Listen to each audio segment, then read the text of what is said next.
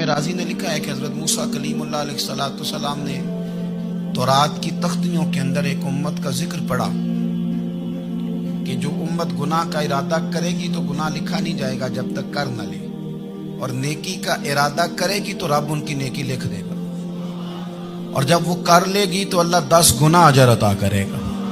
اور وہ ایسی امت ہوگی کہ جن کے چہرے قیامت کے دن نور کی طرح چمکیں گے، اور وہ امت ہوگی جن کی اللہ تعالیٰ زمین ساری پاک فرما دے گا، جہاں نماز پڑھیں گے نماز ہو جائے گی۔ یہ تذکرے پڑھ کے تو حضرت موسیٰ کلیم عرض کرنے لگے اللہ یہ امت میری بنا دے، تو رب کریم نے فرمایا کہ موسیٰ نہیں، یہ تو میرے محبوب کی امت ہے، فرمایا یہ تو میرے نبی پاک کی امت، حضور کی امت۔ اللہ اکبر۔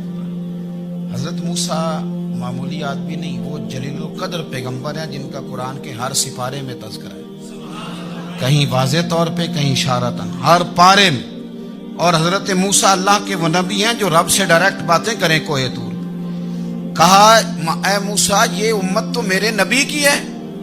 حضرت موسیٰ علیہ السلام عرض کرتے ہیں، امام راضی نے لکھا ہے، کہتے ہیں اے اللہ پھر مجھے اپنی نبی کی امت میں شامل کر۔